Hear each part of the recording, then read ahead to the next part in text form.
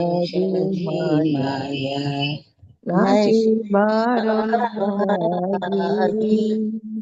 हरि नाम महामंत्र लवो तुनि मागी हरि नाम महामंत्र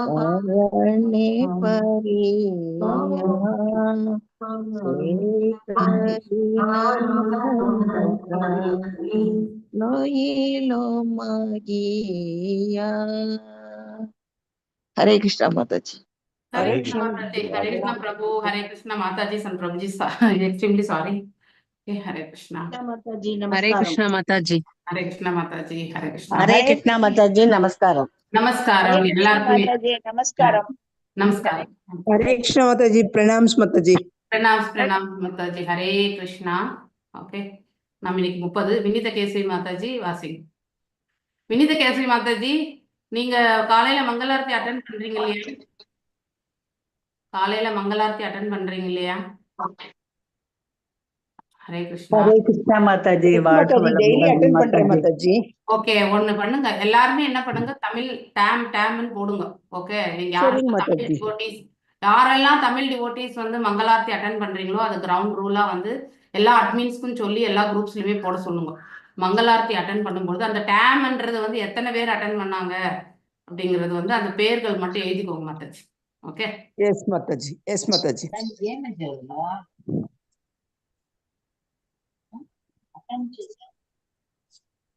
மங்களாரத்தி பாகவதம் இதெல்லாம் மெயின் ஆக்சுவலி. ஓகே, இந்த அட்டெண்டன்ஸ் எல்லாம் கண்டிப்பா எடுத்துக்கணும். என்னால கூட எல்லாமே கரெக்டா செக் பண்ண முடியல. நீங்க அட்லீஸ்ட் டேம்னு போட்டா தெரிஞ்சு போயிடும். டேம்னு போடுங்க. உங்க பேர் இல்லைனாலும் பேர் பக்கத்துல போட்டாதான் நீங்க அட்டன் பண்ணீங்கன்னு தெரியும். ஸ்டாண்டர்டா சில பேர் அட்டன் பண்றவங்க மட்டும் நல்லாவே தெரியும், பட் எல்லாருமே அட்டன் பண்றது கிடையாது. ஏன்னா நேற்று டீச்சர்ஸ் மீட்டிங், அதாவது தமிழ் டீம் மீட்டிங் இருந்தது. அப்போ ஐ திங்க் ராதிகா மாதாஜி இருந்தாங்க, அடுத்து வந்து லலிதா மாதாஜி, அப்புறம் வந்து உஷா மாதாஜி இருந்தாங்க. யூ கேன் டேக் இன்புட்ஸ், என்ன பேசினாங்க அப்படிங்கிறது வந்து பிரபுஜி வந்து மங்களாரதி, அடுத்து வந்து பாகவதம், இது எல்லாமே நீங்க வந்து யூ ஷுட் டேக் அட்டெண்டன்ஸ். ஏன்னா that is a very standard thing, எல்லாம் நம்ம ஃபாலோ பண்ண வேண்டியது அப்படின்றது வந்து பிரபுஜி ரொம்ப இன்சிஸ்ட் பண்ணி சொன்னார். ஓகே, ओम नमो भगवते वासुदेवाय, ओम नमो भगवते वासुदेवाय, ओम नमो भगवते वासुदेवाय। नारायणं नमस्कृत्यं नरं चैव नरोत्तमं देवीं सरस्वतीं व्यासं ततो जायमुदीरयेत्। नष्टप्रायेषु आभद्रेषु नित्यं भागवत सेवयां भगवत्य उत्तम श्लोके भक्तिर्भवति नैस्तिकी। ओम अज्ञानतिमिरान्धस्य ज्ञानाञ्जनय शलाकय चक्षुरुन्मीलितं येन तस्मै श्रीगुरवे नमः। श्रीचैतन्यमनोभीष्टं स्थापितं येन भूतले स्वयं रूपा गदामह्यं तदा शिवपदान्तिकं। हे कृष्णा करुणा सिन्धु दीनबन्धु जगत्पते गोपेशा गोपिका कान्त राधकान्त नमस्ते। तप्त काञ्चन गौरांगी राधे वृन्दावनेश्वरी ऋषभानुसुते देवी प्रणमामि हरिप्रिये। वाञ्छकल्पदारुभ्यश्च कृपा सिन्धुदेव च पतितनां पावनेभ्यो वैष्णवेभ्यो नमो नमः। जय श्री कृष्ण चैतन्य प्रभु नित्यानंद श्री अद्वैत गदाधार श्रीवासदि गौर भक्त वृंदा। हरे कृष्णा कृष्ण कृष्ण हरे हरे, हरे राम राम राम हरे हरे। इन्द्रियैर्विषाकृष्टैराशिप्तं ध्यायाथा मनः चेतनां हरदे बुद्धे स्तम्भस्तोयमिव हरदात्। வாசிங்க மாதாஜி, வினித கேசரி மாதாஜி. ஹரே கிருஷ்ண மாதாஜி. 30வது பாடல் தானுங்களா மாதாஜி? ஆமா, எஸ் மாதாஜி. கரெக்டா தானே வச்சிருக்கேன்? கரெக்ட். எஸ் மாதாஜி. ஹரே கிருஷ்ண மாதாஜி, 30 தான் கரெக்டா இருக்கு மாதாஜி. ஹரே கிருஷ்ணா. இந்திரியைர்விஷயாக்ருஷ்டை ஆக்ஷிப்தம் மாதாஜி, ஸ்க்ரோல் ஆக்ஷிப்தம் மாதாஜி 30 மாதாஜி. மாதாஜி மாத்தி படிக்க ஒரு நிமிஷம். ஒன்லி வினித கேசரி மாதாஜி மாத்திரம் வந்து அன்மியூட் பண்ணுங்க, வேற யாரும் அன்மியூட் பண்ணாதீங்க. ஹரே கிருஷ்ணா. மாதாஜி புக்ல பாத்தீங்கன்னா தௌ கித்ரீதி ப்ரூதே மிருத்யு சோச்சான் அப்படி இருக்குங்க மாதாஜி. இருங்க ஒரு நிமிஷம். இது 21 நம்ம படிக்கிறது 22. 21ங்க மாதாஜி. அதே இருக்கு. அதனாலதான் நான் இதை பார்த்து படிச்சேன். மாதாஜி 21ல 30 மாதாஜி. ஆமா இருங்க அது 20 பதம் 99ஆம் பக்கம். ஒரு நிமிஷம்.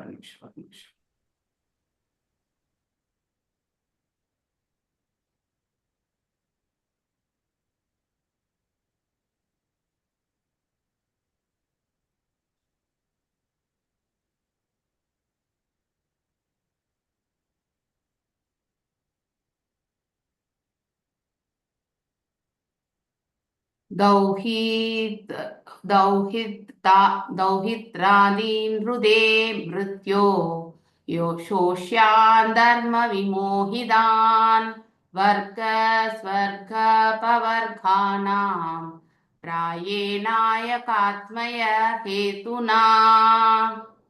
हरे कृष्ण माताजी. दौगित्रादीन् रूते मृत्यो सोक्यान् धर्म विमोहितान् वर्ग स्वर्ग भवर्गानां प्रायेणायकात्म्य हेतुना. தௌகித் ஆதீன் எனது தந்தை வேலனை போன்ற பேரன்மார்கள், ரூதே தவிர, மிருத்யோ மரணத்தின் உருவம், சோச்சியான் வெறுக்கத்தக்க, தர்ம விமோகிதான் சமய நெறிகளில் குழப்பமுற்று, வர்க்க சமயம் பொருளாதார முன்னேற்றம், புலன் நுகர்ச்சி மற்றும் விடுதலை, ஸ்வர்க்கத்திற்கு உயர்த்தப்படுதல், அபவர்கானாம் ஜடத்தின் மாசுக்களில் நின்று விடுதலை பெறுதல், பிரா ஏன கூடியபட்சம் எப்பொழுதும், ஏக ஒன்று, ஆத்மிய முழுமுதற் கடவுள், ஏத்னா கணக்கின்படி. மொழிபெயர்ப்பு அண்ட் பொருளுரை பை ஸ்ரீல பிரபுபாதா. ஸ்ரீல பிரபுபாதாக்கு ஜெய். மொழிபெயர்ப்பு. மரணத்தின் பேரனும் எனது தந்தையுமான வேணன் போன்றவர்கள் சமய அறநெறிகளின் பால் குழப்பமுற்று வெறுக்கத்தக்கவர்களாக ஆன போதிலும், முன்னர் குறிப்பிடப்பட்ட உயர்ந்த பெரியவர்கள் முழுமுதற் கடவுள் ஒருவரே, சமயங்களின் பலன்கள், பொருளாதார முன்னேற்றம், புலன் நுகர்ச்சி, விடுதலை அல்லது சொர்க்கத்திற்கு உயர்த்துதல் போன்ற ஆசைகளை அருள்பவராக விளங்குகிறார் என்பதை ஒப்புக்கொள்கின்றனர். பொருளுரை. பிருது மகாராஜாவின் தந்தையான வேணன் என்கிற மன்னர் முழுமுதற் கடவுள் என்று ஒருவர் இருப்பதையே மறுத்து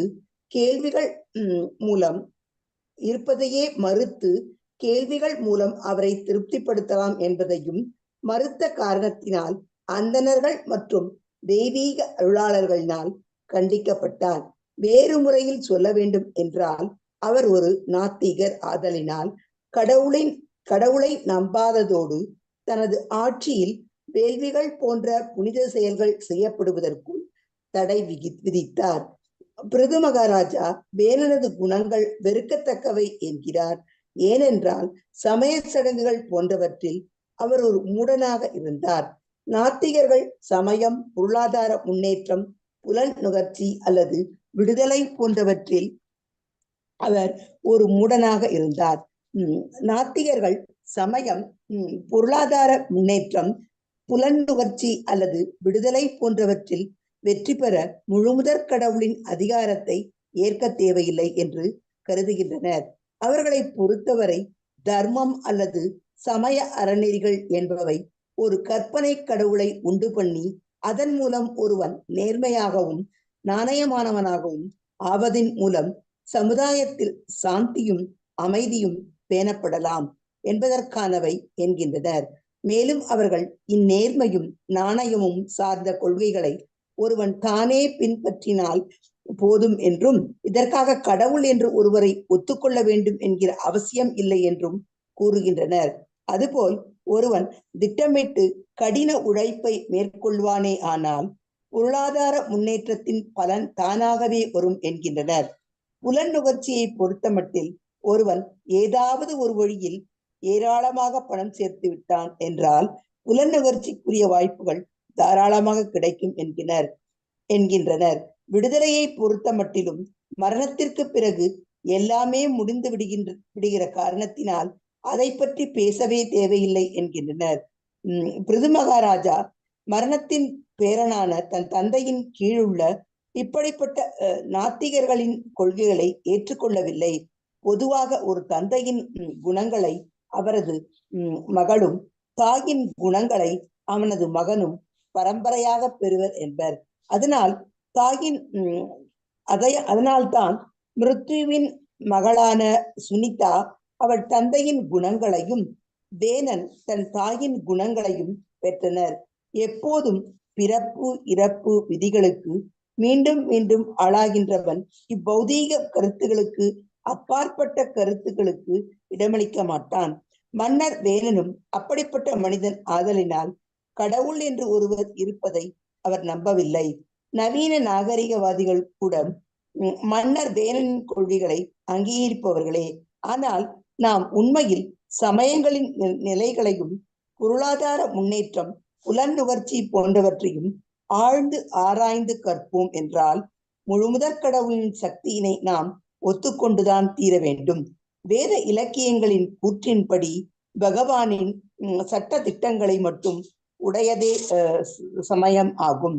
முழுமுதற் கடவுளின் அதிகாரத்தினையும் சமயங்களின் நன்னெறிகளையும் ஒத்துக்கொள்ளாதவன் ஒரே நன்னடத்தைகளை மேற்கொண்ட இருவர் வெவ்வேறு விதமான பலன்களை ஏன் அடைகின்றனர் என்பதை விளக்க வேண்டும். ஒரே விதமான ஒழுக்கவியல், நேர்மை, நாணயம், நன்னடத்தை கொண்ட இருவரின் நிலைமையும் ஒன்று போல் இருப்பதில்லை என்பதையும் நாம் சாதாரணமாக காணலாம். அதுபோல் பொருளாதார முன்னேற்றத்தை எடுத்துக்கொண்டால் கூட இரவும் பகலும் மிக கடினமாக உழைக்கும் இருவரும் ஒரே விதமான பலன்களை பெறுவதில்லை. உழைக்காத சோம்பேறி கோடீஸ்வரனாகவும் நாள் முழுதும் உழைப்பவன் இருவேளை உணவு கூட இல்லாமல் தவிப்பதையும் நாம் பார்க்கிறோம். அதுபோல் புலன் நுகர்ச்சிகளை பொறுத்தமட்டில் ஏராளமான உணவுப் பொருட்கள் வைத்திருக்கும் ஒருவன் குடும்ப விவகாரங்களில் மகிழ்ச்சியற்றவனாகவும் ஏன் திருமணம் கூட செய்து கொள்ளாமல் இருக்கிறான். பொருளாதார பலமற்ற மற்றொருவரிடமோ புலன் நுகர்ச்சி ஏராளமாக இருந்தும் போதிய பொருளின்றி தவிக்கிறான். பன்றி, நாய் போன்ற விலங்குகள் கூட மனிதனை காட்டிலும் புலன் நுகர்ச்சிக்குரிய வாய்ப்புகளை ஏராளமாக பெற்றிருக்கின்றன. விடுதலையை தவிர்த்து வாழ்வின் அதிமுக்கிய தேவைகளான தர்ம, அர்த்த மற்றும் காம, சமயநெறி, பொருளாதார பலம் மற்றும் புலன் நுகர்ச்சி எடுத்துக்கொண்டால் கூட இவையெல்லாம் எல்லோரிடத்தும் சரிநிகர் சமானமாக இராது.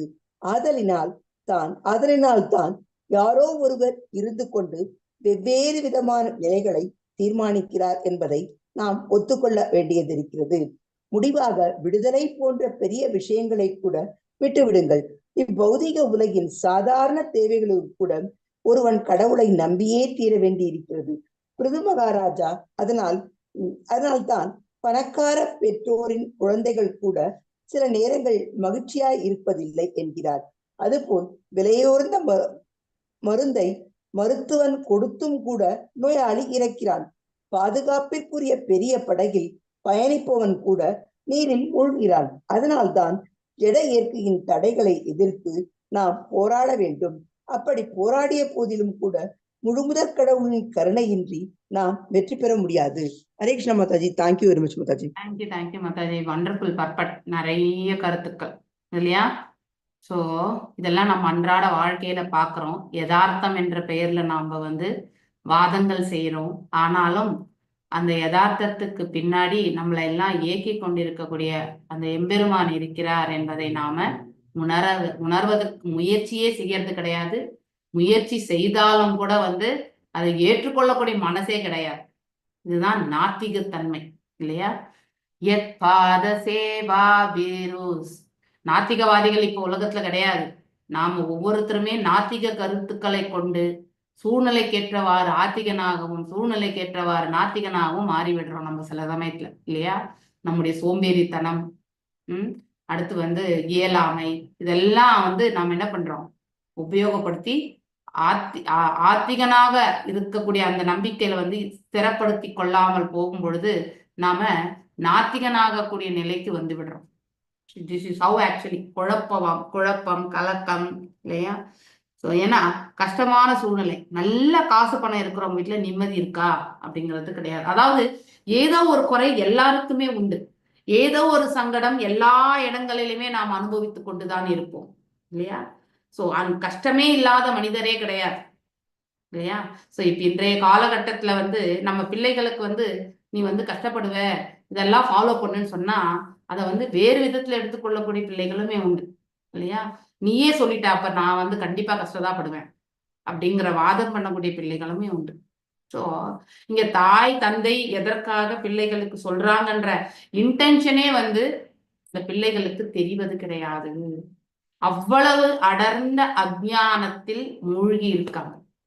ஏன்னா செல்வ வளத்தில் திளைக்கும் பொழுது பிற சுபாவங்கள் எல்லாம் கரெக்டா இருக்காது. எல்லா சுபாவங்களும் கரெக்டா இருந்தா செல்வ வளம் இல்லாம தவிப்பாங்க இல்லையா. இந்த ரெண்டுமே நம்ம பார்த்துட்டு தான் இருக்கோம். அப்ப எதனால பகவான் இப்படியே படைச்சார் நம்மள எல்லாருமே வேணும்னு நம்ம கஷ்டப்படுறதுக்குன்னு ஒண்ணுமே கிடையாது. சோ பகவான் எதற்காக நமக்கு இங்க வந்து படைச்சிருக்காரு, நம்முடைய கர்ம பலனுக்கு ஏற்றவாறு நமக்கு ஒரு குடும்பத்தை கொடுத்திருக்காரு. இதை ஃபர்ஸ்ட் நாம புரிஞ்சுக்க முயற்சி பண்ணா எங்க நம்ம கரெக்டிவ் மெஷர் எடுக்கணும் அப்படிங்கிறத வந்து நாம அனலைஸ் பண்ண ஆரம்பிப்போம். எப்பவுமே அடுத்தவங்க மீது குறைகளை போட்டுக்கொண்டு இல்லையா, நம்முடைய குறைகளை பற்றி நாம யோசிக்காமல் இருந்தால் அவர் எப்பொழுதுமே அவர் சங்கடத்துலதான் இருப்பார். இதுதான் வந்து கிரவுண்ட் ரூல் இல்லையா. எப்ப நம்முடைய குறை எங்க, நாம எங்க தவறு இழைச்சிருக்கோம் இல்லையா, யாரால இந்த சூழ்நிலை, நம்முடைய பங்கு என்ன இந்த தவறுல அப்படிங்கிறத வந்து அனலைஸ் பண்ண ஆரம்பிச்சாக்கா அடுத்தவர்கள் பிழை செய்திருந்தாலும் அதை வந்து நிராகரிக்கக்கூடிய அந்த தன்மை இஸ் ஃபைன் போன போதுன்னு விட்டுட்டு நம்முடைய குறைகளை வந்து நாம நிறைவாக மாற்றக்கூடிய அந்த பக்குவத்துக்கு நம்ம வரணும். அப்போ அப்படிப்பட்ட மனிதன் எவ்வளவு கடினமான சூழ்நிலை இருந்தாலும் அவன் அதை எதிர்கொள்ளக்கூடிய திறனை பெறுவான். அவன் முகத்தில் அந்த ஆனந்தம் கூட கண்டிப்பா இருக்கும். ஏன்னா அவன் சுக துக்கங்களுக்கு அப்பாற்பட்ட நிலைக்கு தள்ளப்படுவான். ஒவ்வொருவருமே பயிற்சி செய்ய வேண்டிய செயல் அதுதான். இந்த ஒரு பக்குவத்தை நாம் எடுத்துட்டு வந்தாலே வாழ்க்கையில நம்ம அன்றாட வாழ்க்கையில வந்து என்றைக்குமே வந்து நித்தியமான ஆனந்தத்தை நம்மளால அனுபவிக்க முடியும். எந்த சூழ்நிலையா இருக்கட்டும் இல்லையா. எந்த சூழ்நிலை இப்ப பிரபுபாதர் அவருடைய அதாவது பார்மாசிக்கல் கம்பெனியே அவர் 2 வாட்டி 3 வாட்டி அவர் வந்து அது வந்து ரியோபன் பண்ணி கூட அவருக்கு வந்து நஷ்டமே ஏற்பட்ட பிறகு அவர் என்ன நினைச்சார், ஏன் கடவுள் எனக்கு இவ்வளவு கஷ்டப்படுத்தார் அப்படின்னு நினைச்சாரா? கண்டிப்பா இல்லை. ஸோ நான் எப்பவோ டிசிஷன் எடுக்க வேண்டியது இல்லையா. இன்னும் நான் வந்து பௌதிகத்திலேயே வந்து அட்டாச்மெண்ட் வச்சுட்டு இருக்கேன் இல்லையா.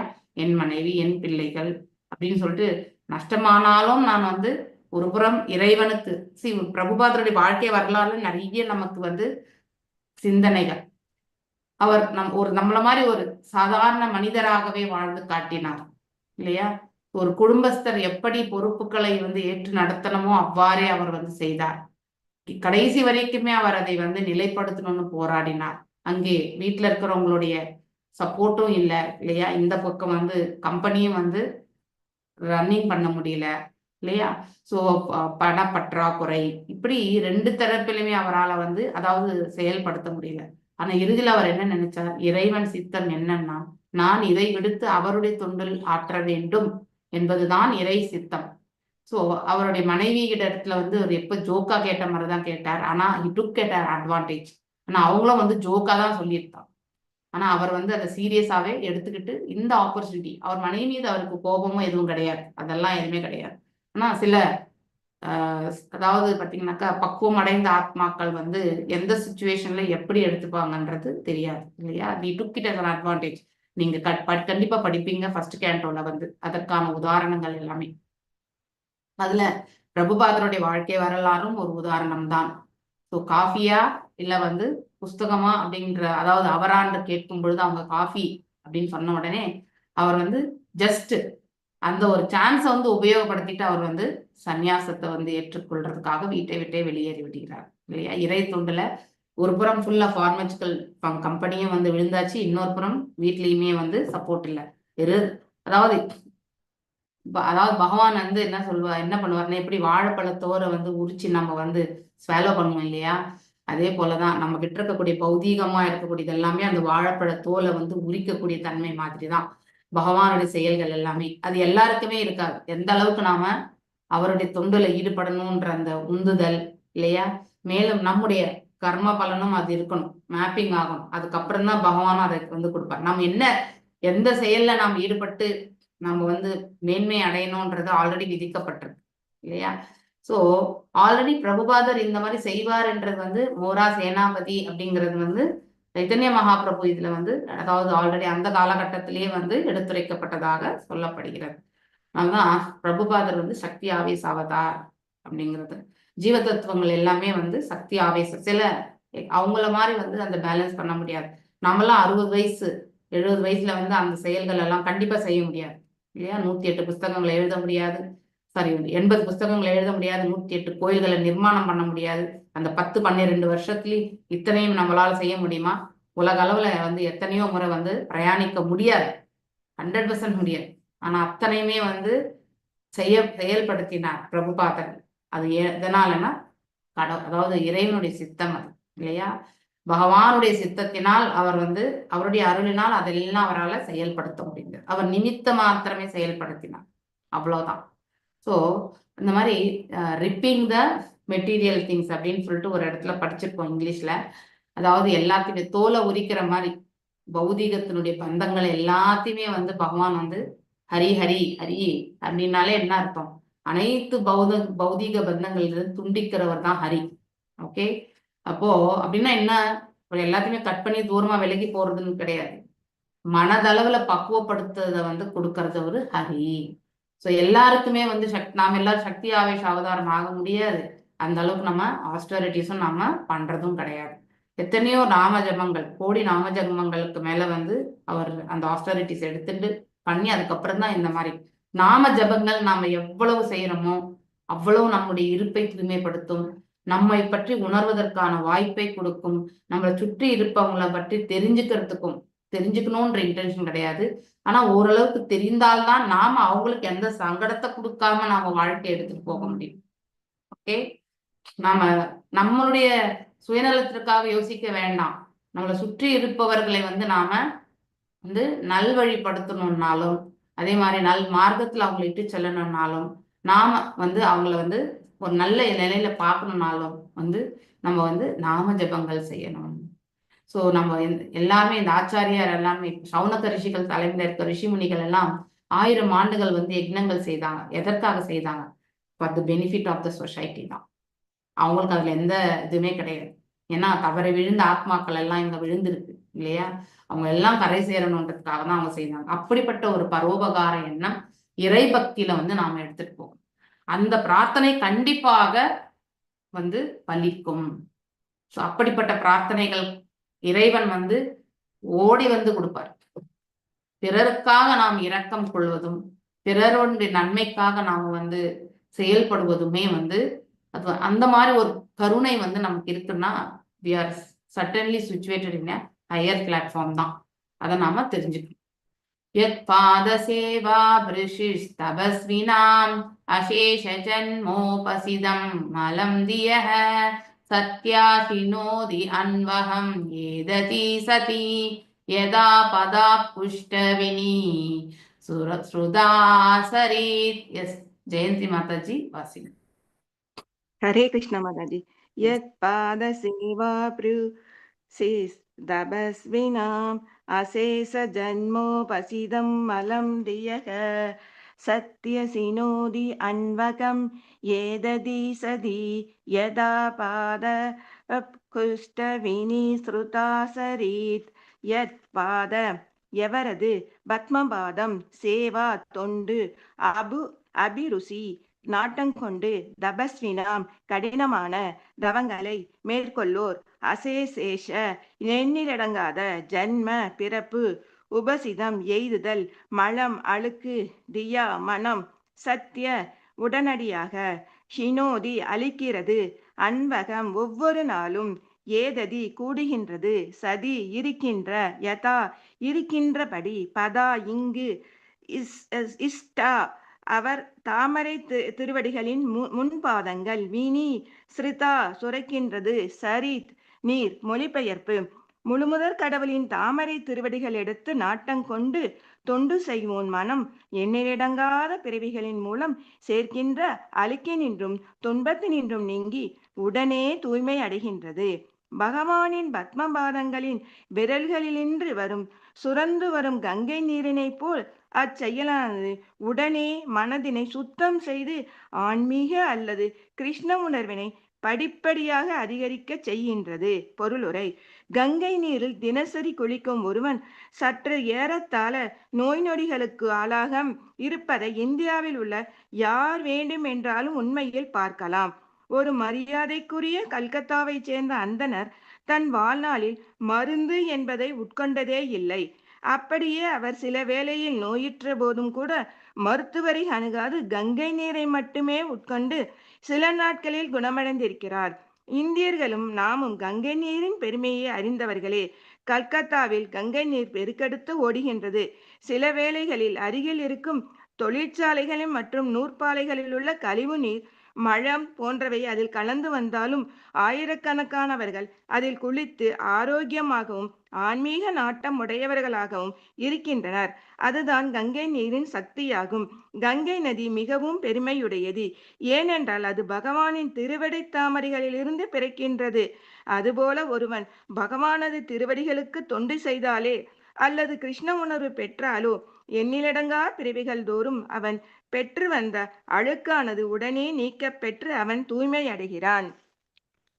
குற்றப்பதிவு ஏட்டில் பதிவு செய்யப்பட்டிருந்த ஒருவனது கடந்த கால நடவடிக்கைகள் அவன் கிருஷ்ண உணர்வினை பெற்றவுடன் சுத்தம் செய்யப்பட்டு ஆன்மீக வளர்ச்சியினையும் விரைவில் அடைகிறான் என்பதை நாம் பார்க்கின்றோம். அதனால்தான் பிருது மகாராஜா பரமபுருஷ பகவானின் அருளில்லாத ஒருவன் நன்னடத்தை, பொருளாதார முன்னேற்றம் மற்றும் புலன்-நுகர்ச்சி போன்றவற்றில் உயர்வடைய முடியாது என்று அறிவுறுத்துகிறார்.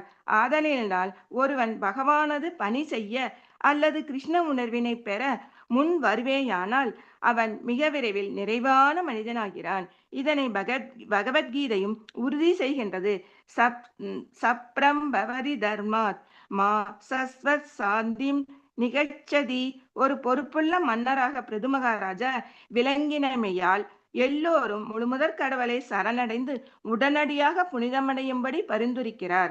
பகவான் ஸ்ரீ கிருஷ்ணர் பகவத்கீதையில் கூறுகிறார், தன்னை சரணடையும் ஒருவன் உடனடியாக தனது பாவத்தினின்று விடுதலை அடைகிறான் என்று கூறுகிறார். எவ்வாறு கிருஷ்ணர் தன்னை சரணடையும் ஒருவனை பாவத்தை உடனடியாக துடைக்கின்றாரோ அதுபோல முழுமுதற் கடவுளின் கிருஷ்ணரின் கருணையின் வடிவமான அவரது அம்சமான மற்றும் பிரதிநிதியான குருவும் தன்னால் தீட்சையளிக்க பெற்ற தனது சீடனின் பாவங்களையும் உடனடியாக நீக்குகிறார். அதுபோல தன் குருவின் கட்டளைகளை கவனமுடன் நிறைவேற்றும் சீடனும் தன் பௌதீக நோயினால் மாசுராது தூய்மையானவனாக இருக்கிறான். சைதன்ய மகாபிரபு கிருஷ்ணரின் பிரதிநிதியாக விளங்கும் ஆன்மீக குருவானவர் தனது சீடனின் எல்லா பாவங்களையும் ஏற்றுக்கொள்கிறார் என்கிறார். சில நேரங்களில் குரு தனது அநேக சீடர்களின் பாவங்களையும் ஏற்றுக்கொள்வதனால் துன்பமுற வேண்டியதும் வரும்.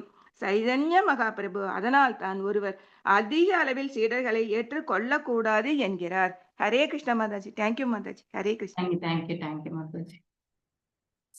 இந்த 2 ஸ்லோகமே இன்னைக்கு. ஐ திங்க் நாளைக்கு வசந்தி மாதாஜியும் ஜெய மகாலட்சுமி மாதாஜியும் வாசிக்கும். ஓகே, ஹரே கிருஷ்ண.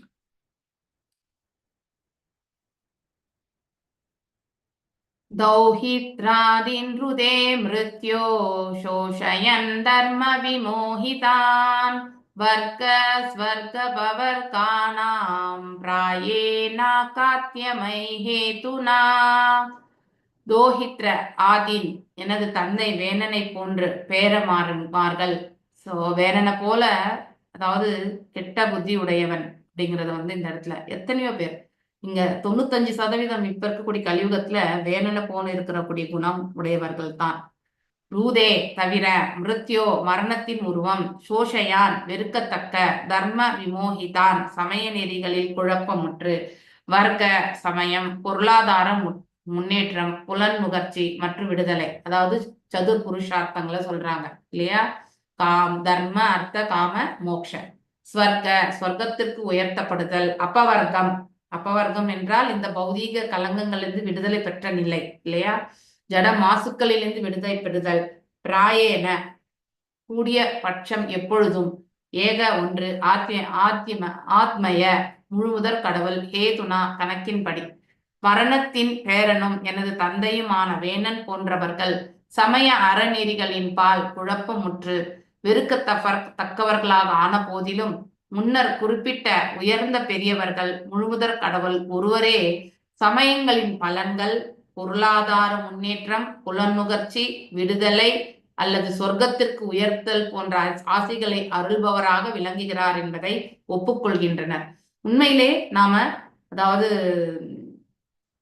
அந்த சதுர் புருஷார்த்தம் தர்ம, அர்த்த, காம, மோக்ஷ இல்லையா, இந்த 4ஐயுமே கூட இறைவன் தான் வழங்குகிறார். அவருடைய கருணையால தான் நமக்கு அது கிடைக்க பெறுகிறது அப்படிங்கிறத நாம் நினைக்கிறோம். ஏன்னா 10வது சாப்டர் பகவத்கீதையில வந்து நம்ம படிக்கிறோம், என்ன படிக்கிறோம், அதாவது நம்முடைய மனிதனில் இருக்கக்கூடிய ஆற்றலும் நான் தான் அப்படின்ட்டு பகவான் சொல்றார் இல்லையா. சோ அப்ப அந்த விடாமுயற்சியினுடைய தன்மையும் யார், எல்லாம் வல்ல இறைவன். நாம எதுவுமே ஏற்கிறது கிடையாது அப்படிங்கறத வந்து அங்கேயே அடிச்சு சொல்லியாச்சு இல்லையா. மனிதர்களில் இருக்கக்கூடிய ஆற்றல் நாம் எல்லாம் இயங்கி கொண்டிருக்கிறோம்னா அந்த ஆற்றலுக்கே உரித்தானவர் யார், அது பகவான். மாதாஜி, எஸ், மரணத்தின் பேரன் அப்படின்னா மரணம்ங்கிறது யாரு மாதாஜி? மரணத்தின் பேரன் அவருடைய தாய் பெயர், வேணனுடைய தாய் பேரு சுனீதா இல்லையா. சுனீதாவா அவங்க வந்து மிருத்யுனுடைய மகள். சோ இத நம்ம முன்னாடியே படிச்சிருக்கோம். சோ தந்தைக்கு இருக்கக்கூடிய சுபாவம் மகளுக்கு வரும், தாய்க்கு இருக்கக்கூடிய சுபாவம் மகனுக்கு வரும். அது போல அந்த அவங்க வந்து தந்தையினுடைய சுபாவத்தை கொண்டு பிறந்தார்கள். அந்த குணத்தை அப்படியே பேரனுக்கும் வந்தது. யமன் யமன் எப்படிப்பட்டவர், தண்டனை தண்டிப்பதுல வந்து பாரபட்சமே பார்க்க மாட்டார் இல்லையா. ஸோ நம்ம எல்லாருமே ஒன்று நம்ம வைகுண்டம் போகணும், இல்லைன்னா யமலோகம் போகணும். ரெண்டுத்துல ஒன்று டெஸ்டினேஷன். நம்ம மரணித்த பிறகு நமக்கு கிளியர் கட்டா இருக்கு. ஒண்ணு பக்தர்களாகி இறைவன் கருணை இருந்தா வைகுண்டம் போக போறோம், இல்லையா நாம வந்து பாவ புண்ணியங்களுக்கு ஏற்றவாறு மேலு உலகங்களும் போகலாம், இல்லைன்னா ஒரு சாதாரண மனிதனா இருந்தா யமலோகம் தான் போகும் இல்லையா. அப்ப நம்ம செய்த தவறுகளுக்கு தண்டனை நரக உலகங்களுக்கும் அனுப்புறவங்க யமன் தான். ஸோ அங்கே பாரபட்சமே கிடையாது. அப்படி அந்த கட்ரோட்டான அந்த சுபாவம் வந்து யாருக்கும் வந்தது, சுனிதி இடத்துலயுமே வந்தது. அது அப்படியே கேரி ஃபார்வர்ட் வந்து யார்கிட்ட வந்தது, வேணன் கிட்ட வந்தது. அந்த சுபாவத்தை அவன் எப்ப வெளிப்படுத்தினான்னா, அவன் எல்லோரையுமே வந்து அதாவது பேசவே விட மாட்டான். அவனுக்கு தெரிந்தது தவறு அப்படின்னாக்கா அவங்கள ஃபர்ஸ்ட் கொண்டு போட்டுருவோம். அதாவது யோசிக்கிறதே கிடையாது, அப்படிப்பட்ட சுபாவம். ஸோ அததான் இந்த இடத்துல விளக்குறாங்க ஆக்சுவலி. ஸோ அறநெறிகளில் குழப்பமுற்று வெறுக்கத்தக்கவர்களான போதிலும் இல்லையா, முன்னர் குறிப்பிட்டிருந்த உயர்ந்த பெரியவர்கள் அவங்க எல்லாருமே முழுமுதற் கடவுள் ஒரேவரே அவங்களுக்கு எல்லாருக்கும் தெரியும். ஒருத்தர் வந்து கடினமான சூழ்நிலைகள்ல மட்டும்தான் வந்து இறைவனை வந்து எண்ணுவான். இது வந்து நம்ம ஒத்துக்கொள்ள வேண்டிய உண்மை. ஆனா வேணன் கடைசி வரைக்குமே அவன் அதை வந்து செய்யல. அப்ப அவ்வளவு கொடூரமான ஒரு மனிதன் அவன். அதனால இன்னும் இருந்தா ஒண்ணு அவன் வந்து யக்னங்களை வளர்க்கறதுக்கு அவன் அனுமதிக்கல. அப்படி செய்தவங்களுக்கு எல்லாமே வந்து துன்பத்தை கொடுத்தான். யாராவது மீறி செய்தா அவங்களுக்கு மரணம் தான். சோ பிராமணர்களை கொல்லுவது என்பது தவறு. அந்த வேலையுமே அவன் செய்தான். அதனாலதான் பிராமணர்கள் எல்லாம் என்ன செய்தாங்க, ஒன்று சேர்ந்து அவனை மந்திரத்திலேயே வந்து அவனை வந்து கொன்னுட்டாங்க இல்லையா, அவனுக்கு மரணத்தை வந்து கொடுத்தாங்க. ஸோ இதுல இருந்து நமக்கு என்ன தெரியறது, அதாவது கொடூரமான அந்த குணாதிசயம் வந்து நல்லது கிடையாது. ஒவ்வொரு சுபாவம் வந்து எப்படி வேலை செய்யும்ன்றது நாம் எந்த இடத்துல அதை அப்ளை பண்றோன்றது தான். ஸோ யம தர்மராஜர் வந்து அவருடைய கடமையாக அதை வந்து உபயோகப்படுத்தினார். அவருக்கும் மரணிக்கக்கூடிய ஜீவன்களுக்கும் எந்த சம்பந்தம் கிடையாது இல்லையா. அவரும் நம்மளை போல ஒரு ஜீவாத்மா தான். அந்த பொசிஷனும் வந்து அதற்கான குவாலிபிகேஷன் இருக்கிறவங்களுக்கு தான் கொடுக்கறது. இப்ப அவர் அந்த கராரா இல்லைன்னாக்கா அவர் பாரபட்சம் பார்க்க ஆரம்பிச்சிருவார் இல்லையா. அப்ப வந்து உண்மையிலே ஒரு ஜீவன் வந்து தவறு இழைத்ததற்கான தண்டனை வந்து கரெக்டா கிடைக்காம போகலாம், பாரபட்சம் இருந்தா. இப்ப எனக்கு பிரேம மாதாஜி, அடுத்து வந்து பத்மா மாதாஜி, 2 மாதாஜி இருக்காங்க. ஓகே, நான் ரொம்ப ஃபேவரபிளா பிரேம மாதாஜிக்கு தான் சொல்வேன், பத்மா மாதாஜிக்கு சொல்ல மாட்டேன். அப்படிங்கிறது எல்லாருமே வெளியில பேசிப்பாங்க.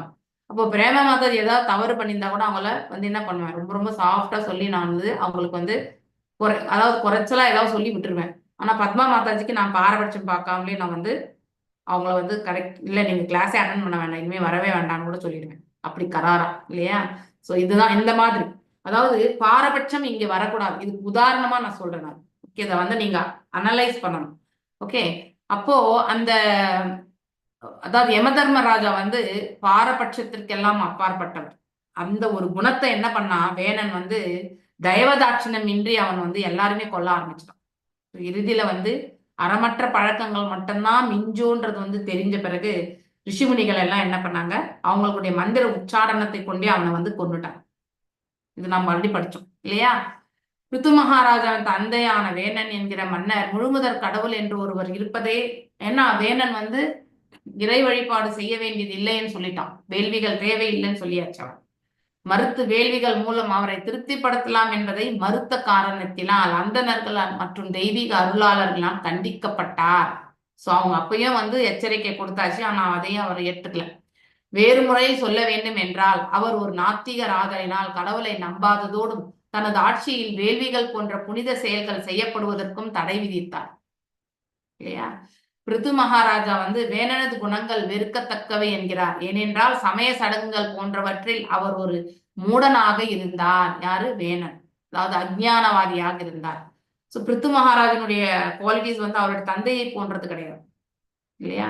நாத்திகர்கள் சமயம், பொருளாதாரம், இது அழகான வரிகள். இதெல்லாமே இப்ப வரக்கூடியது எல்லாமே நாத்திகர்கள் எப்படி நினைப்பாங்கன்னு பாருங்க. சமயம் அதாவது மதம், ரிலிஜன், இதெல்லாமே பொருளாதார வளர்ச்சி, புலன் நுகர்ச்சி மற்றும் விடுதலை போன்றவற்றெல்லாம் அவங்களுக்கு நம்பிக்கை எல்லாம் கிடையாது இல்லையா? இது மீண்டும் வந்து திருப்பி வந்துருக்கு. போன்றவற்றில் வெற்றி பெற முழுமுதற் கடவுளின் அதிகாரத்தை ஏற்க தேவையில்லை என்று கருதுகிறார்கள். தேவையே கிடையாது, அவரால் தான் நாம் இதெல்லாம் பெறறோன்றது இல்லை. ஏன்னா நான் முயற்சி பண்றேன், நான் எனக்கு கிடைக்குது, நான் ஏன் அவருடைய அருளால எனக்கு கிடைக்குதுன்னு நினைக்கிறேன்.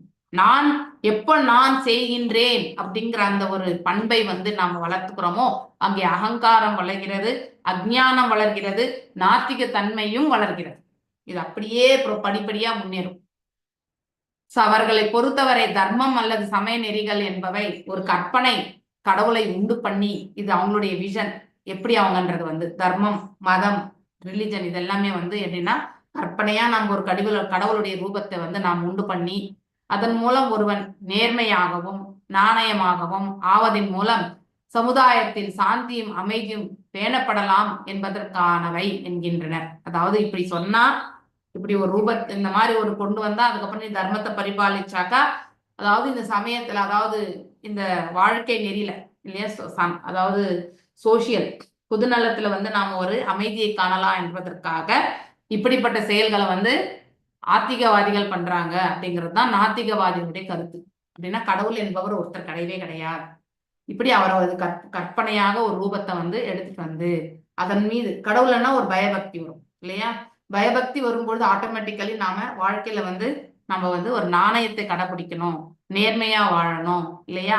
அப்படின்றதெல்லாம் வரும்பொழுது அந்த சுபாவத்தை ஒருத்தர் வளர்த்துக்கும் பொழுது ஆட்டோமேட்டிக்கலி வீட்டுல வந்து அமைதியை வந்து ஏற்படுத்துறாரு. ஆனா உண்மையிலே நம்ம கடவுள் நம்பிக்கை கொள்ளும் பொழுது இறைவன் நம்மள வந்து நம்ம எந்த அளவுக்கு அவர் மீது நம்பிக்கை கொண்டு அவரை வந்து நாம வணங்குறோமோ அந்த நம்பிக்கையா, எத்தனை நம்பிக்கையோ அத்தனை நம்பிக்கையுமே அவர் வந்து நமக்கு வந்து வழி நடத்துறார். அதனாலதான் வீட்டுல நிம்மதி இருக்கு, அதனாலதான் நாம நேர்மையா இருக்கோம் அப்படிங்கிறது வந்து சூக்ஷ்மமான நிலையில செயல்பட்டு கொண்டிருக்கக்கூடிய ஒரு பண்பு. ஓகே. ஆனா உண்மையிலே வந்து இதனுடைய தாற்பயத்தை வந்து ஏத்துக்கக்கூடிய தன்மை யாருக்கு கிடையாது? நாத்திகவாதிகளுக்கு கிடையாது. மேலும் அவர்கள் இந்நேர்மையும் நாணயமும் சார்ந்த கொள்கைகளை ஒருவன் தானே பின்பற்றினால், அதாவது கடவுளே இல்லாம நீ வந்து ஹானஸ்டா பண்ணு இல்லையா, பின்பற்றினால் போதும் என்றும் இதற்காக கடவுள் என்று ஒருவரை ஒத்துக்கொள்ள வேண்டும் என்ற அவசியம் இல்லை என்றும் கூறுகின்றனர். இதுதான் நாத்திக தன்மையே. ரொம்ப அழகான பற்பட். அதுபோல் ஒருவன் திட்டமிட்டு கடின உழைப்பை மேற்கொள்வானே ஆனால் பொருளாதார முன்னேற்றத்தின் பலன் தானாகவே வரும். நீ முயற்சி பண்ணு, வராமலே போயிடும் இல்லையா? எப்ப நாம இறைவனை மறந்து நம்ம முயற்சி செய்கிறோமோ அப்ப அந்த கரடுமுரடான பாதையில வந்து அநேக முட்களை நாம வந்து பார்ப்போம்.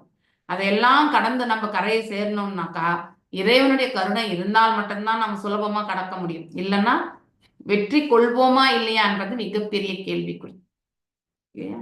சோ அதெல்லாம் வந்து அந்த நிறைவு பலனை பத்தி அவங்க யோசிக்கிறது இல்லை, முயற்சி மட்டும்தான் இந்த இடத்துல பார்க்கிறாங்க. அவங்க விடுதலை பொறுத்த மட்டில் மரணத்துக்கு பிறகு எல்லாமே முடிந்து விடுகிற காரணத்தினால் அதை பற்றி பேசவே தேவையில்லை என்கிறார்கள். மரணம் ஆன பிறகு என்ன, அதாவது கொன்றால் பாவம் தின்றால் போச்சுன்ற மாதிரி நம்ம வந்து என்ன ஆகுது, ஆக்சுவலி இந்த உடலை விட்டு போன பிறகு என்ன இருக்குப்பா, எங்க போறோம்னு நம்ம என்ன தெரியவா போகுது இல்லையா? ஸோ மரணித்த பிறகு இது ஒரு பெண்ணா எடுத்து போட்டுற வேண்டியதுதான் ஜீவன் வந்து. ஆனா அவங்க கான்செப்ட் ஆத்ம ரூபத்தையே ஏத்துக்க மாட்டாங்க. அவங்களுடைய எல்லாமே வந்து உடல் ரீதியான ஒன்று தான். ஸோ அதனால அது பேசவே தேவையில்லைன்னு சொல்லுவாங்க. பிருது மகாராஜா மரணத்தின் பேரனான தன் தந்தையின் கீழ் உள்ள இப்படிப்பட்ட நாத்திகர்களின் கொள்கைகளை ஏற்றுக்கொள்ளவில்லை. பொதுவாக ஒரு தந்தையின் குணங்களை அவரது மகளும், தாயின் குணங்களை அவனது மகனும் பரம்பரையாக பெறுவர் என்பர். ஸோ இதுதான் மரபு வழி. அப்பா மாதிரி பொண்ணு, அம்மா மாதிரி பையன். அதனால்தான் மிருத்யுவின் மகளான சுனீதா அவள் தந்தையின் குணங்களை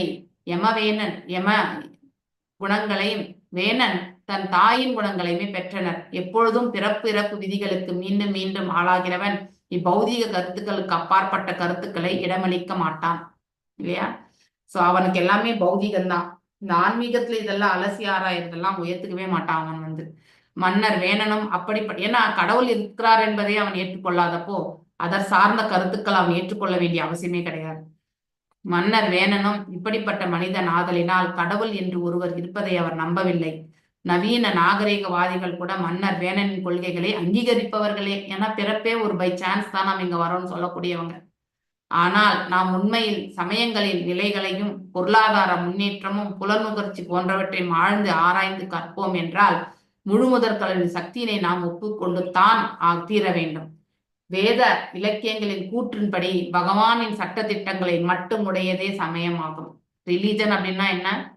இறைவனால் வகுக்கப்பட்ட கோட்பாடுகள் தான், அதுதான் மதம். முழுமுதற் கடவுளின் அதிகாரத்தினையும் சமயங்களின் நன்னெறிகளையும் ஒத்துக்கொள்ளாதவன் ஒரே நன்னடத்தைகளை மேற்கொண்ட இருவர் வெவ்வேறு விதமான பலன்களை ஏன் அடைகின்றனர் என்பதை விளக்க வேண்டும் இல்லையா? சோ இப்ப கடவுளுடைய அதிகாரத்தை பத்தி ஏத்துக்காதவன் இல்லையா, ரிலிஜன், மதம், ஜாதி, மதம் எதுவுமே கிடையாது இல்லையா, வர்ணாசிரமம் கிடையாது, இதெல்லாம் கிடையாது. சோ ஒருவருடைய அதாவது நன்னெறிகள் ஒத்துக்கொள்ளாதவன், அதாவது எல்லாருக்குமே ஏன் ஒரு மாதிரி பலன் இல்லை இல்லையா, நம்ம எல்லாம் ஏத்துக்கிறதே இல்லைன்னு வச்சுக்கோங்களேன். அப்ப எல்லாருக்குமே ஒரே மாதிரி பலன் தானே வரணும். ஏன் ஒரு வீட்டிலேயே 2 பேர் எடுத்துட்டாலே வெவ்வேறு விதமா இருப்பாங்க. ஏன் வெவ்வேறு விதமான பலன்களை அடைகிறார்கள்? ஒரே விதமான ஒழுக்கவியல். இப்ப நம்ம குடும்பத்திலே இருந்தா 2 பிள்ளைங்க இருந்தா தாய் இருவருமே ஒரே மாதிரிதான் வளர்ப்பா. அவளுடைய சுபாவம், கணவனுடைய சுபாவம், இது எல்லாமே அந்த பிள்ளைகளுக்கு நல்லாவே தெரிய வரும். நாம் எந்த அளவுக்கு உசிதமான தர்மத்தை கடைபிடிக்கிறோமோ அதையேதான் பிள்ளைகளுமே பின்பற்றுவார்கள். இல்லையா, நாம் எந்த அளவுக்கு ஒழுக்கமா இருக்கிறோமோ அந்த ஒழுக்கம் பிள்ளைகள் இடத்துல வரும். நேர்மையும் வரும், நாணயம் வரும், நன்னடத்தையும் வரும். இப்படி நம்ம பார்க்கும் பொழுது இப்ப இருக்க காலகட்டத்துல தந்தை தாயினுடைய அந்த ஒழுக்கங்கள் எல்லாமே வந்து பிள்ளைகளுக்கு வந்துட்டு இருக்கா? கிடையாது. ஏன்னா அதிகமான கால அளவு அவங்க எங்க வந்து செலவிடுறாங்க?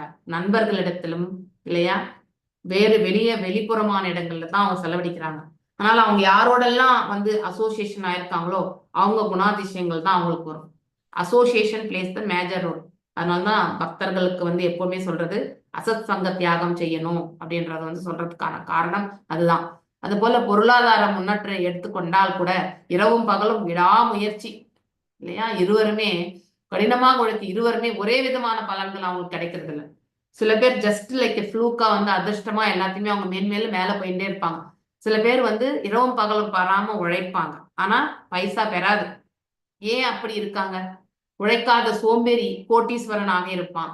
நாள் முழுதும் உழைப்பவன் வந்து பஞ்சபராரியா தான் இருப்பான் இல்லையா. இதுவும் வந்து உணவு கூட இல்லாம தவிப்பதையும் நாம் இந்த உலகத்துல வந்து நிகழ்ந்து கொண்டுதான் இருக்கிறது. இன்றைக்கு கூட இது நிகழ்கின்றது. இதை யாருமே மறுக்க முடியாது. ஏன் அவன் அப்படிப்பட்ட பலன்? அவன் நாயா உழைக்கிறான், பேயா உழைக்கிறான், கழுதையா உழைக்கிறான் இல்லையா. ஆனா இவன் வந்து சும்மாவே உட்காந்து கால் மேல கால் போட்டுட்டு உட்கார்ந்தவன சாப்பிட்டு இருக்கான் இல்லையா. சோ இரண்டுக்கும் என்ன தாற்பயம்? எதனால இப்படி வேறுபாடு இல்லையா? இது இறைவன் மீது குற்றமா இல்லையா? உடனே என்ன பண்ணுவாங்க? தூக்கி வந்து இறைவன் என்று நம்பக்கூடியவர்கள் எனக்கே அந்த கடவுள் இப்படி கொடுத்தான் அப்படின்னு சொல்லிட்டு இறைவன் மேல போட்டுருவோம். நாம் என்ன செய்யறோன்றத வந்து நாம யோசிக்கவே மாட்டோம். அது போல புலநுகர்ச்சிகளை பொறுத்த மட்டும் ஏராளமான உணவுப் பொருட்கள் வைத்திருக்கும் ஒருவன், நல்ல செல்வ செழிப்புல இருக்கிறவன் வந்து குடும்ப விவகாரங்களின் மகிழ்ச்சியற்றவனாகவும், ஏன் திருமணம் கூட செய்து கொள்ளலாம். இது நிதர்சனமான உண்மை. எத்தனை பிள்ளைகள் வந்து இன்றைக்கு அதாவது மேட்ரிமோனியில நான் பார்த்துட்டு இருக்கேன். பெண் பிள்ளைகள் கூட 34 வயசு எங்களுடைய சமுதாயத்திலே இருந்து எல்லாம் யுஎஸ்ல கோடிக்கணக்கில் ஆஸ்திகள். ஆனா என்ன பண்ண போறாங்க? திருமணத்திற்கு அவங்களுக்கு வந்து சரியான அலையன்ஸே கிடைக்கல. பார்க்கறதுக்கு ஒரு அழகா இருக்காங்க பிள்ளைங்க. ஆனாலும் என்ன பிரயோஜனம்? 32, 34.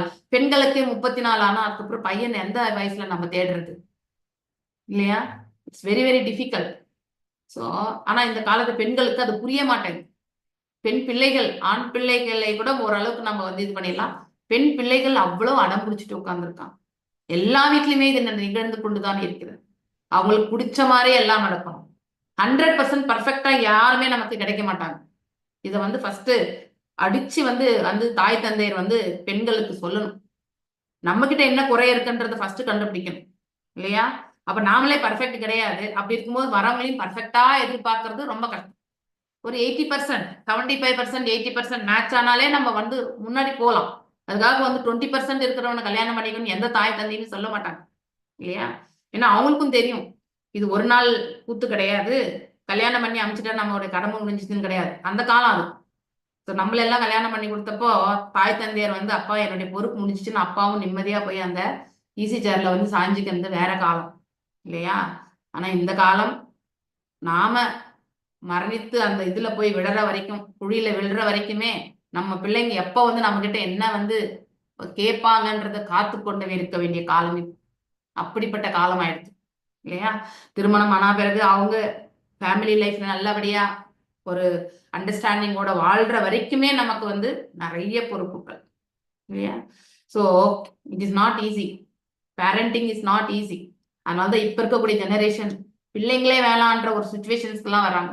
பிள்ளைங்க பிறக்கிறதுமே கஷ்டம்ன்றது வந்து எத்தனை ஐவிஎஃப் சென்டர்ஸ் ஓபன் பண்ணியிருக்காங்க இல்லையா? ஏன்னா சின்ன சின்ன விஷயத்துக்கெல்லாம் நம்ம ஸ்ட்ரெஸ்ஸா எடுத்துக்கிறாங்க. நம்மளாம் கடினமா உழைச்சி வந்திருந்தப்போ கூட நம்ம அதை ஸ்ட்ரெஸ்ஸா எடுத்துக்கல. ஏன்னா நம்முடைய தாய் தந்தை ஒரு பெஞ்ச் மார்க் வச்சிருந்தாங்க. ஆனா நாம என்ன பண்ணோம்? அவங்களுக்கு சுகமான ஒரு சுச்சுவேஷன் கொடுத்துட்டு சின்ன ஒரு கஷ்டத்தையுமே அவங்க வந்து எதிர்கொள்ளக்கூடிய திறனற்ற எத்தனை பேர் டைவர்ஸ் இல்லையா? ஸோ இதெல்லாம் பார்க்கும் பொழுது எதற்கு இந்த பிள்ளைகளை பெறுகிறோம், எதற்கு வளர்க்குறோம், எதுக்கு அவங்கள நல்ல வாழ்க்கையை அமைச்சு வைக்கணும்னு நினைக்கிறோம், பிற்காலத்துல இந்த மாதிரி எல்லாம் பாக்குறதுக்கா அப்படிங்கிற ஒரு விரக்தி தான் வருது. ஸோ அப்போ அந்த அந்த வாழ்க்கையை எதுக்கு அப்படிங்கிறது தோன்றது ஆக்சுவலி. இப்படி செய்து கொள்ளலாம். பொருளாதார வளமற்ற மற்றொரு புலன் முகர்ச்சி ஏராளமாக இருந்தும் போதிய பொருள் என்று தவிக்கிறான் இல்லையா? பன்றி, நாய் போன்ற விலங்குகள் கூட மனிதனை காட்டிலும் புலன் நுகர்ச்சிக்குரிய வாய்ப்புகள் ஏராளமாக பெற்றிருக்கின்றன. விடுதலை தவிர்த்து வாழ்வின் அதிமுக்கிய தேவைகளான தர்ம, அர்த்த, காம, மோட்ச எடுத்துக்கொண்டால் கூட இவையெல்லாம் எல்லோரிடத்திலும் சரிநகர் சமமாக கண்டிப்பாக இருக்காது. ஒரு வீட்டிலே இருவருக்குமே வந்து சமமான கிடையாது. ஒருவருடைய எண்ண ஓட்டங்களை இன்னொருத்தருடைய எண்ண ஓட்டங்கள்ல கண்டிப்பா மாறுபட்டிருக்கும். அவர்கள் எவ்வாறு அவருடைய கர்மங்களை செய்வார்கள் என்பது அவங்களுடைய எண்ண ஓட்டத்திற்கு மேல அதற்கேற்றவாறு தான் செயல்படும். அவங்க எந்த குணாதிசயத்தோடு இருக்காங்களோ அதுக்கு ஏற்ற மாதிரிதான் செயல்படுவாங்க. அந்த பலன்களையுமே அவன் அப்படிதான் அனுபவிக்கணும். அப்படி இருக்கும் பட்சத்துல வந்து எல்லாருமே ஒரு போலன்னு எப்படி நம்ம சொல்ல முடியும் இல்லையா? சோ இதற்கெல்லாம் காரணம் என்ன இல்லையா? அதை பார்க்கணும். அதனால் தான் யாரோ ஒருவர் இருந்து கொண்டு வெவ்வேறு விதமான நிலைகளை தீர்மானிக்கிறார் என்பதை நான் ஒத்துக்கொள்ள வேண்டியதாக இருக்கிறது. எஸ், உள்ளுக்குள்ள பரமாத்மா இருக்கார், அவர் நம்மளை வழி நடத்துறார். அவருடைய அதாவது அனுகிரகம் இல்லாம நம்ம எதுவுமே செய்யறது இல்லைன்றத வந்து அந்த ஒரு சூழலுக்கு தான் நாம தள்ளப்படுகின்றோம். அதுதான் நிதர்சனமான உண்மை அப்படிங்கிற ஏற்றுக்கொள்ளக்கூடிய பக்குவத்தை தான் நாம வளர்த்துக்கணும். ஏன்னா வேத சாஸ்திரங்கள் வந்து நமக்கு அதுதான் எடுத்துரைக்கிறது. வேத சாஸ்திரங்கள் எல்லாம் இறைவனால வழங்கப்பட்டது. பௌரேஷா இல்லையா? சோ முடிவாக விடுதலை போன்ற பெரிய விஷயங்கள் கூட விட்டு விடுங்கள். நம்ம பெருசா தேவையே இல்லை. இந்த காலத்துல இங்க சர்வை ஆகிறதுக்கே நம்ம பார்க்கணும். இப்பௌதிக உலகின் சாதாரண தேவைகள் கூட ஒருவன் கடவுளை நம்பியே தீர வேண்டியதாக இருக்கிறது. 100% ட்ரூத் இது. அடுத்த செகண்ட் நாம் என்ன அடி எடுத்து வச்சாலும் இறைவன் சித்தம் எதுவோ அதுதான் நிகழும் என்பதை மனசுல ஆழமா நாம பதிய வச்சுக்கணும் இல்லையா? மேலும் பிருத்து மகாராஜா அதனால்தான் பணக்கார பெற்றோரின் குழந்தைகள் கூட சில நேரங்கள் மகிழ்ச்சியாக, சில நேரங்கள் கிடையாது, பணக்கார பெற்றோர்களுடைய பிள்ளைகள் வந்து மகிழ்ச்சியே இருக்காது. இதுதான் 100க்கு 100. ஏன்னா அவங்களுடைய தேவைகள் வந்து அதிகரித்து கொண்டே இருக்கும். இன்னும் இன்னும் என்ற அந்த இதுலதான் அவங்க போயிட்டே இருப்பாங்க. அதனால இவ்வளவு திருப்தி இருக்கிறத பத்தி அவங்க யோசிக்க மாட்டாங்க. எங்கேயோ ஒரு இடத்துல சின்ன குறை இருக்கும் பாருங்க, அததான் பெருசா பூதாகாரமா யோசிப்பாங்க. அந்த மாதிரி ஒரு மென்டாலிட்டியை வந்து வளர்த்திருப்பாங்க. ஸோ அது போல விலை உயர்ந்த மருந்தை மருத்துவன் கொடுத்தும் கூட சில சமயத்துல வந்து எமர்ஜென்சில எடுத்துமே அட்டென்ட் பண்ணுவாங்க. நல்ல ஆப்ரேஷன்ஸ் இல்லையா 20-30 லட்சம் கொடுத்து பண்ணியிருப்பாங்க. 10-20 நாள் கழிச்சு அந்த ஜீவன் வந்து மரணித்து விடும் இல்லையா? அப்போ இவ்வளவு செலவு பண்ணி அவனை வந்து காப்பாற்றணும்னு நினைச்ச அவங்க அந்த ஜீவன் வந்து அந்த டாக்டரும் நல்லா தான் பார்த்திருப்பார். ஆனா உள்ளுக்குள்ள என்ன நடக்கும், இறைவன் சித்தம் எதுன்னு நம்மளால கண்டுபிடிக்க முடியாது. சில பேர் ஒண்ணுமே இருக்காது, அவங்க கிட்ட எதுவுமே இருக்காது, பெரிய வியாதி இருந்து கூட அவங்க குணமாயிருப்பாங்க. திஸ் இஸ் ஆல்சோ மிராக்கிள் இல்லையா? அதனால்தான் ஜட இயற்கையின் தடைகளை எதிர்த்து நாம் போராட வேண்டும். ஜட இயற்கை தடைகள் என்ன? நமக்கு அகங்காரம் எனக்கூடிய பண்பு இல்லையா, மனசு, புலன்கள், இந்த 3 குணங்களால நாம் வாழப்படக்கூடிய தன்மை, இதுல இருந்து நம்ம வெளியில வரணும். அப்படி போராடிய போதிலும் கூட முழுமுதற் கடவுள் அது இது எல்லாமே நம்ம வெளியில வரணும்னாலும் இறைவனுடைய கருணை இருந்தா மட்டும் தான் நம்மளால வரணும். இறைவனுடைய கருணை இல்லை என்றால் நமக்கு வராது. அப்ப இறைவனுடைய கருணை வந்து டைரக்டா நமக்கு கிடைக்குமா? கண்டிப்பா கிடைக்காது. We should pass through the guru parampara. Okay, அப்படி எடுத்துட்டு போனாதான் முடியும். கருணையின்றி நாம் வெற்றி பெற முடியாது. ஸோ இறைவனுடைய கருணையை பெறணும்னா நாம குருவினிடத்தில் வந்து நம்முடைய சமர்ப்பத்தனை வந்து நாம எடுத்துக்கிட்டு போகணும். ஹரே கிருஷ்ணா ஹரே கிருஷ்ணா கிருஷ்ணா கிருஷ்ணா ஹரே ஹரே, ஹரே ராமா ராம ராமா ஹரே ஹரே. ஸோ நான் இன்றைக்கு இதோடு நிறுத்துறேன். நாளைக்கு அந்த இன்னொரு ஸ்லோகத்தினுடைய விளக்கத்தை கொடுக்குறேன். சரிங்களா? பாஞ்சகல்பதாருபியஸ்ச கிருபா சிந்துபேவ ச பதிதனாம் பாவனேபியோ வைஷ்ணவேபியோ நமோ நமः. अनंत कोटि वैष्णव वृंद की जय। नामाचार्य हरिदास ठाकुर की जय। हरे कृष्णा कृष्णा कृष्णा हरे हरे, हरे राम राम राम हरे हरे. आई थिंक हरे कृष्णा. राधिका माता जी वरांगला? நான் மெசேஜே பார்க்கல இன்னைக்கு காலையில இருந்து. ஹரே கிருஷ்ணா மாதாஜி. ஹரே கிருஷ்ணா. ஒரே நிமிஷம். हरे कृष्णा माताजी, प्रणाम। हरे कृष्णा माताजी। ஹரே கிருஷ்ணா. हरे कृष्णा माताजी। हरे கிருஷ்ணா மாதாஜி. வாழ்க हरे வளமுடன். कृष्णा माताजी। ஹரே கிருஷ்ணா மாதாஜி. ஐ திங்க் மாதாஜி வருவாங்க. ராதிகா மாதாஜி யாருன்னா ஒருத்தர் கால் பண்ணிடுங்க, வந்து ஜாயின் ஆயிடுவாங்க அவங்க. சரிங்களா? हरे कृष्णा माताजी, प्रणाम माताजी। ஹரே கிருஷ்ணா.